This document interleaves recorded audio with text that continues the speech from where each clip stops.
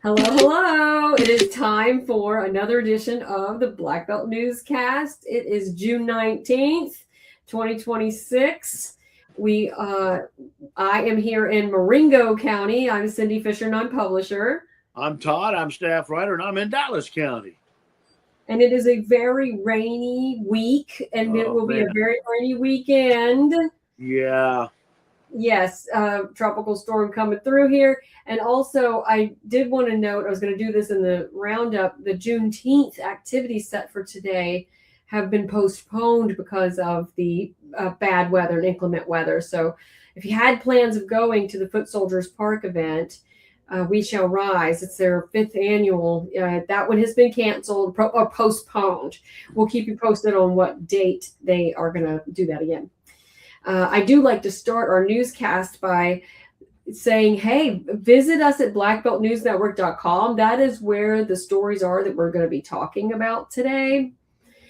So if you want more information from what we are talking about or want to see the videos, they're under multimedia. So you can watch them there or on our YouTube channel. So if you want to see it again, that's a place where you can go to see those videos. We also have these videos after we finish. We'll be posting. Oh, yeah. And you can go see those at our YouTube channel as well. Sign up for our daily newsletter. Every single day at 3 o'clock, we send out the top headlines of the day.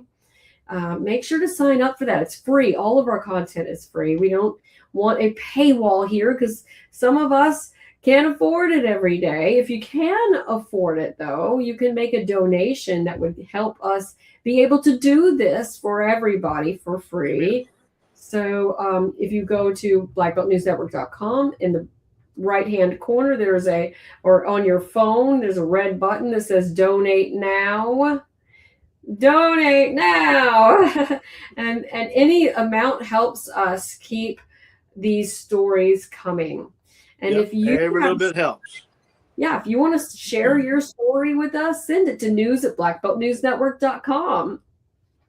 A story or a story idea. Maybe it's something that you know about or you don't have time or want to mess with writing it. Let us know what it is. We'll go cover. Yes, or photos, videos from where you were. We can share it here on the newscast. We are, this is a team effort. Right. That's what we love to say. We're doing this together. We've got staff and we've got some freelancers that work for us as well to help us be in all the nooks and crannies of the Black Belt, but it's hard to do. So that's why we love it when you make a donation to help us do this. Okay, let's launch into our stories from this week. One of the top stories from this week was the primary runoff election on Tuesday. I know it was a little sleepy for the Black Belt because most of our elections were determined in May 19th. And then that's for the parties. And now in November, the first Tuesday in November is when a lot of most of the Black Belt elections will be held, where it'll be the Republican versus Democrat, etc. Right, in the general election. Yeah. In this, I've got this picture of this. We had several, holding activists holding their signs saying "Vote, vote, vote." This was on Broad Street on Election Day, but despite the signs, the turnout was only about 10% in the Black Belt. So it was 11% in Dallas County, and it was 17% in Wilcox County. But there's a reason for that, because they actually had the District 4 commission seat on their ballot. Right. So the winner was Charles Lawson, who defeated Reginald Weatherly with 62% of the votes. So, there was one in the in this runoff. Now, across the state, we had lieutenant governor race, and that went to John Wall in the Republican Party. Mm-hmm. Now he will, he goes to the November election against Philip Insler. Then there was the attorney general that went to the Republican nomination, went to Catherine Robertson, who is a Dallas County native. Right. She's a Morgan graduate, 2002. And so she will move on to face the Democratic nominee, Jeffrey McLaughlin. So that will happen in November. Barry You can tell Moore. a little funny fact. Yeah. Back in 1984, right shortly after I graduated high school, I bought my first Volkswagen Beetle, a 1966 Bug. You know who I bought it from? Jeffrey McLaughlin. All right. He was a teacher when I was in high school. He was a teacher at John Carroll. Well, there you go. And he's still around. He's a lawyer now. Yeah. Right. Up in near Coleman. Gunnersville, isn't it? Yeah. So Barry Moore got the Republican nomination and will be facing Everett West. And this is for the U.S. seat, U.S. Senate seat. Goodness. Corey Hill won the Republican primary for Commissioner of Agriculture and Industries, so he'll face Ron Sparks. That's the Democrat. So a lot going on in November, but we are finished for now with our elections in the Black Belt. Always a popular thing. Not everywhere. We still got one going. We do. Tell us about this one. Yeah, the primary election over in Perry County for the District 1 Commission seat. Of course, it was between Donald Bennett and incumbent Albert Turner Jr., and it was down to one vote.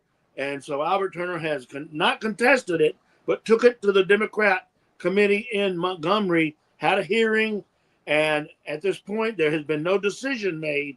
But I have found out that the day could be today that we hear what the final outcome of that is.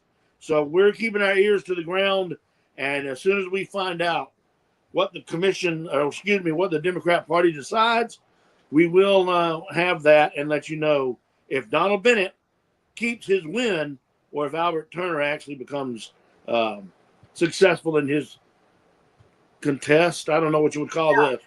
I mean, it's messy, but very. Did he make the 24-hour? Did he send it to the right person?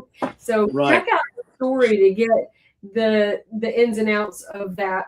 But we do not have results yet, but I hear it could come out today, right? Right, that's what I said. It'll come out today. It should, and possibly will come out sometime today. Of course, until then, blackbeltnewsnetwork.com, we have complete coverage and a story with all the details up to this point. Got it. All right. Another big one this week was the results of the third grade test scores.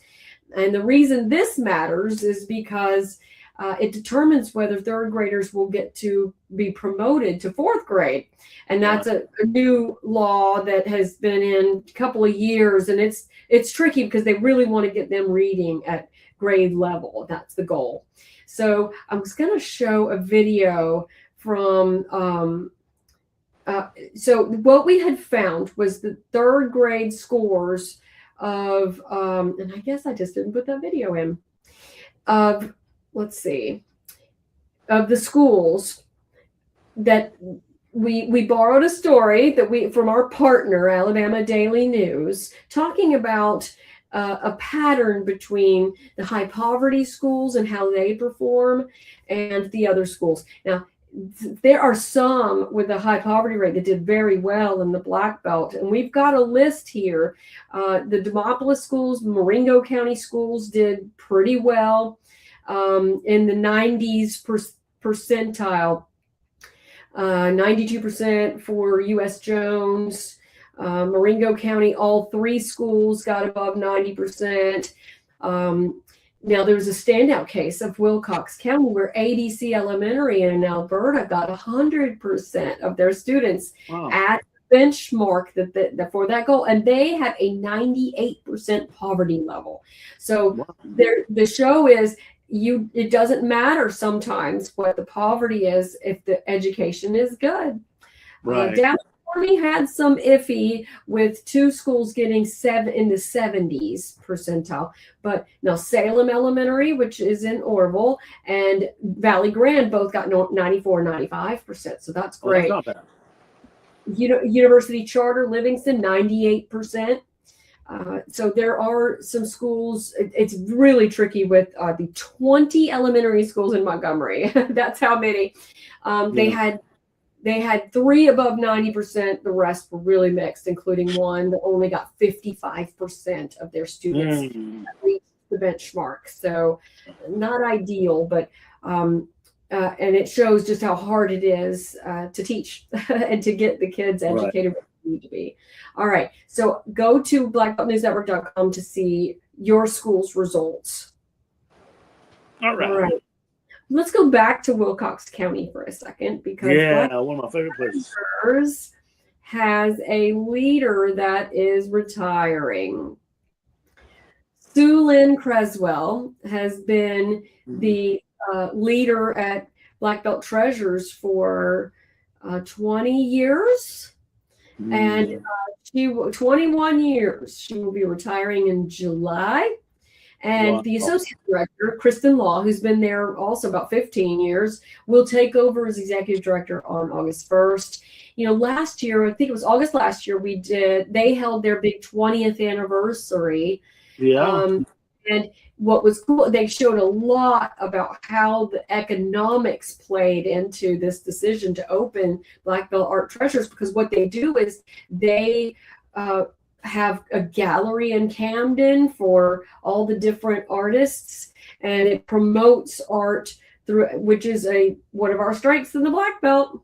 Yeah. And so she will be retiring, and you know, her husband is the mayor of Camden. Mayor Criswell, yeah. Yep. So we wish her luck. Wow. Yeah. I know. All right. Why don't you tell us about Gross Out Camp? Oh, the Gross Out Camp. How much fun. I got an opportunity to go down to Okahaba Archaeological Park, where they're holding their Gross Out Camp for kids around Dallas County. And I sat down with Miss Verna Gates, who started it. And that's Miss Verna right there. And she told me all about how she started Gross Out Camp. She said she wanted to do something for the kids. RC&D gave her a grant. So she said, one of her helpers said, you know, kids like things that are gross. She said, that's what we got to do, call it Gross Out Camp. And they learn all kind of stuff. Now, it was a rainy day, so you saw them dancing inside. But they go out and learn about plants and all kind of critters that are in the water and what you can touch, what you can't touch, what's good. They also got to go to the archaeological dig that's happening down there and learn a little bit about archaeology. It's being taught by Carmen Yell, who works at Okahaba, and Ashley Coburn, who has the Snake Charmer Herbs. And Ashley, of course, is teaching the herbalism. And Carmen is an expert in the little, and not only plants, but the little critters in the water. And all these kids are getting hands-on experience. And they're loving it. They're having a great time. But look, I'm going to show you what they did. While I was down there, they wrote me, look at this. They made little thank yous for me being there, just doing a little news story on it. And I said, you know what? Those are going to stay with me forever. It was Azora and Ever did most of them. And I just wanted to thank them for that sweet bread. Yeah, and that precious. I love that. And the hugs. When those babies give you a hug, it just melts you, you know? It does. They're precious little angels. Well, let's stay in Okahaba and talk about what else is going on there. Yeah, the field school is going full blast. They're in their third week. Of course, the third week was supposed to be out in the field, but they're doing a lot more lab work. That is the first week they did a lot of lectures. They actually had a workshop before the actual field school to teach about some technical things they needed, like ground penetrating radar and stuff like that. But, you know, no archaeological school is good without an actual dig. So right there where the Kirkpatrick Mansion once stood and the slave quarter still exists, they are doing what they call phase 2 archaeology and uncovering walls. That's Dr. Will Henry standing on an inside wall. There he is helping the kids with lab work, which they're doing this week because it's raining outside. They can't actually get in the units and dig. So in the lab work, they're learning how to take all the artifacts that they found, clean them properly, and then catalog them and, you know, do a little research as to what they are. And of course, when they go, they're staying at Winnie Fields each night. So they go up and have a good dinner. And on Friday nights, they usually do some Dungeons and Dragons. and just have a good time. That's a birthday for Ethan right there. He had a birthday celebration while they were up there at DeWinney. So the field school is going to culminate this month and next month with the public archaeology. This month it'll be the 26th, and the public is going to be invited out to see what the students from all over the country have learned about not only doing archaeology, and there's multiple types of archaeology that they're learning, but they'll be able to look in the unit, look in the trenches, and see what they found.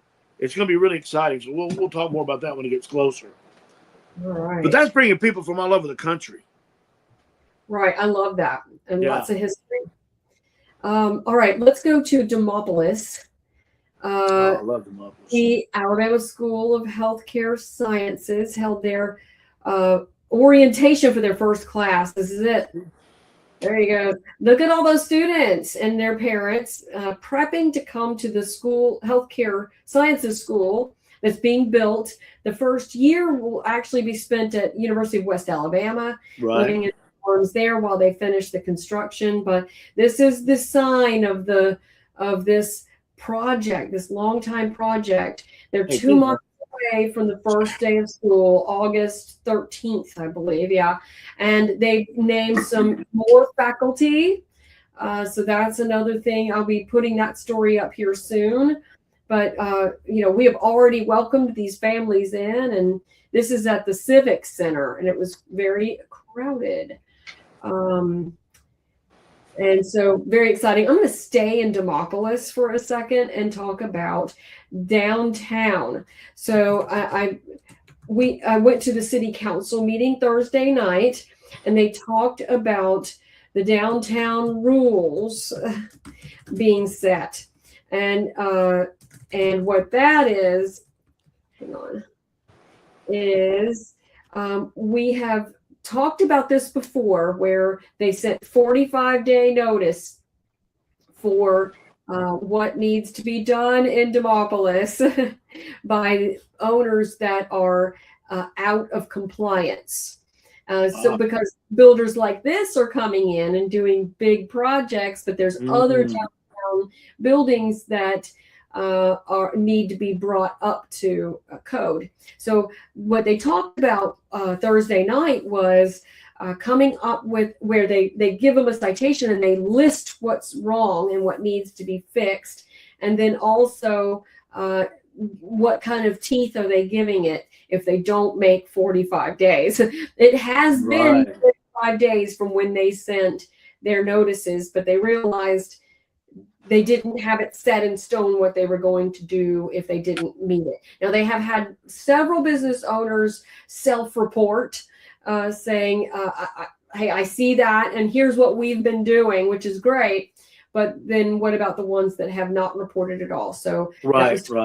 They didn't set anything, but they are in discussions. And as Mayor Woody Collins said, even though it may have been past 45 days, we still see you. We still know. We ain't forgot. We won't forget. We do have something we're going to come up with. And other cities are watching this in the Black Belt, by the way. Because when we brought this story out, more than 45 days ago, the other cities, like Selma specifically, lots of sharing and comments on our stories about, hey, that's a great idea. We need to do that here. So it will be interesting what they do end up setting out to do that. Okay. I did have another one in Demopolis too. So there is there's a road that has been built, and it will be renamed. And will be on Thursday night, next Thursday night. They will be renaming one of the roads that connects this South Industrial Park. And it will be named after someone that John Cox Webb, who was a big proponent of these roads, saying it would be easier. So this was from 2024 when they first announced that loop road that I'm sure John Cox Webb wanted then too. Now this is a connector road that makes it even better for distribution of those properties. And so they will be naming that connector road after John Cox Webb next Thursday. And it'll be the Demopolis Area Chamber of Commerce will be hosting a business after hours to do that. Cool. All right. Okay. We have so much going on. I can't keep up. I'm telling you what, man. It is busy in the Black Belt. So I had a really good time this week at a Selma summer camp. I was invited partly because of our high school journalism class we did at Keith High School. So, but this one, I have little guns. All right. Let's see. So we practiced today doing interviews.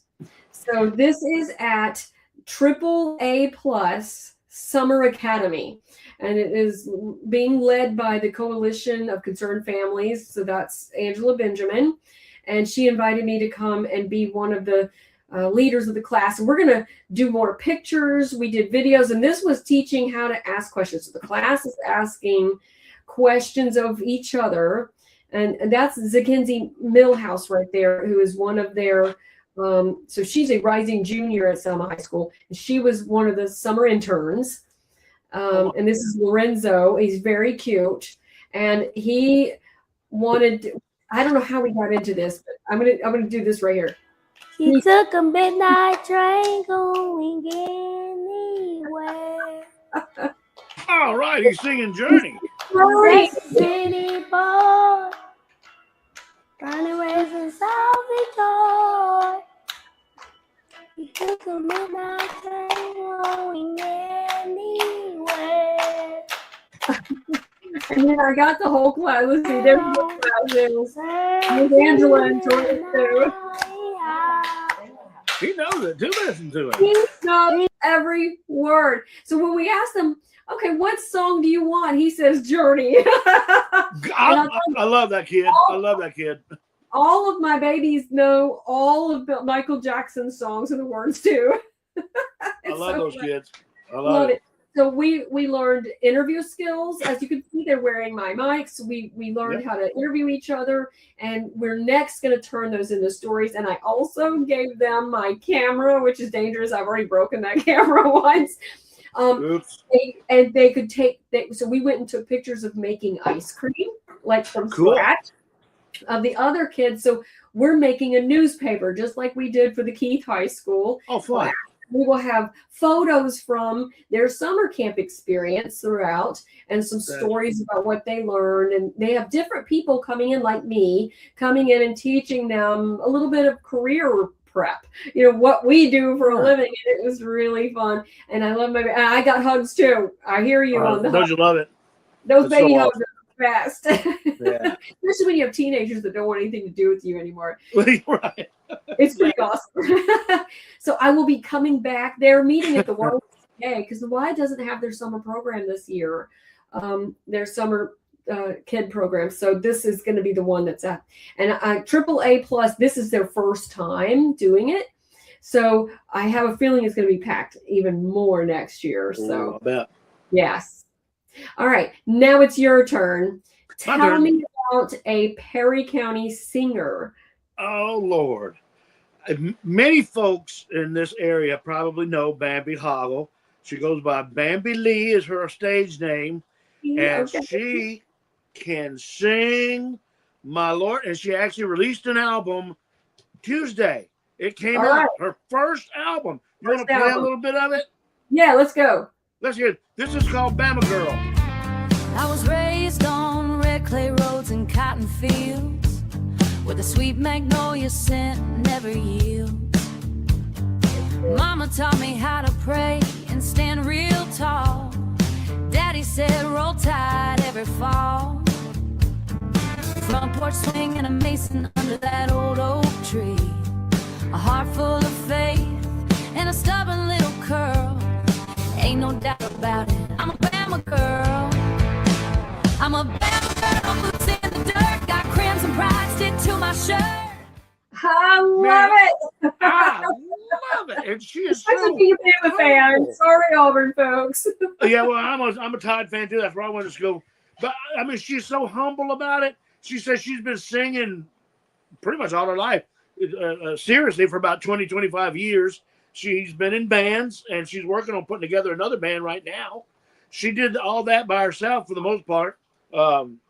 She just recently signed with G&C Records, which is run by what's his name? He sings the song Hurricane.